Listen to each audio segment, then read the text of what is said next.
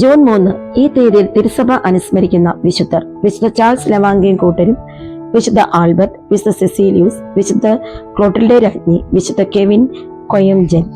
വിശുദ്ധ ചാൾസ് ലവാങ്കയും കൂട്ടരും 1886 കാലഘട്ടത്തിലാണ് വിശുദ്ധ ചാൾസ് ലവാങ്കയും കൂട്ടരും ജീവിച്ചിരുന്നത്. ആഫ്രിക്കയിലെ മിക്ക രാജ്യങ്ങളിലും കത്തോലിക്ക യുവാക്കളുടെയും കത്തോലിക്ക പ്രവർത്തനങ്ങളുടെയും മധ്യസ്ഥനാണ് 22 ഉഗാണ്ടൻ രക്തസാക്ഷികളിൽ പ്രസിദ്ധനായ ചാൾസ് ലവാങ്ക. അദ്ദേഹമാണ് ഉഗാണ്ടൻ രാജാവായ മുവാങ്കയുടെ വർഗവിരുദ്ധമായ പാപാധിനിവേശത്തിൽ നിന്ന് 13നും 30നും മധ്യയുള്ള തന്റെ യുവാക്കളെ സംരക്ഷിക്കുകയും ജയിലിൽ വെച്ച് അവരെ കത്തോലിക്ക വിശ്വാസം അഭ്യസിപ്പിക്കുകയും ചെയ്തത്.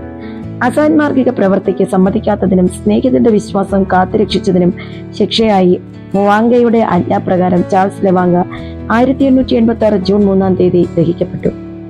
മാവുളുഗുങ്കു എന്ന പ്രധാനിയുടെ ഭവനത്തിൽ വെച്ചാണ് ചാൾസ് ക്രിസ്തുവിന്റെ സുവിശേഷവുമായി പരിചയപ്പെട്ടത്.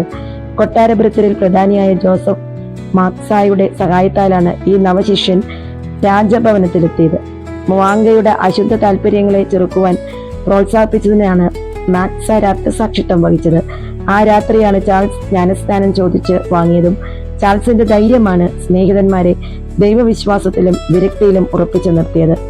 1964 ഒക്ടോബർ 18 തീയതി 6 പൗലോസ് മാർപ്പാപ്പ 22 ഉഗാണ്ടൻ യുവ നീഗ്രോ രക്തസാക്ഷികളെ വിശുദ്ധരെന്ന് നാമകരണം ചെയ്തു. ഇന്നേ ദിവസം നമുക്ക് ഇങ്ങനെ വിചിന്തനം ചെയ്യാം. 1969 ആഫ്രിക്കൻ യാത്രയിൽ 6 പൗലോസ് മാർപ്പാപ്പ ഉഗാണ്ടൻ യുവാക്കളോട് പറഞ്ഞു: ഒരു ക്രിസ്ത്യാനിയായിരിക്കുക നല്ല കാര്യമാണ്, എന്നാൽ എല്ലായ്പ്പോഴും അത്ര എളുപ്പമല്ല. നാം വാക്കുകൊണ്ടും മാതൃക കൊണ്ടും ദൈവവചനം പ്രചരിപ്പിക്കുവാൻ കടപ്പെട്ടവരാണ്. വിശുദ്ധരായ ചാൾസ് ലവാങ്കയും കൂട്ടുകാരെയും നമുക്ക് എപ്പോഴും ഓർക്കുകയും പ്രാർത്ഥിക്കുകയും ചെയ്യാം. വിശുദ്ധനായ ചാൾസ് ലവാങ്കയെ പിതാവായ ദൈവത്തോട് എല്ലാ മിഷണറി പ്രവർത്തകർക്കും വേണ്ടി നിരന്തരം മധ്യസ്ഥം വഹിച്ച് പ്രാർത്ഥിക്കണമേ.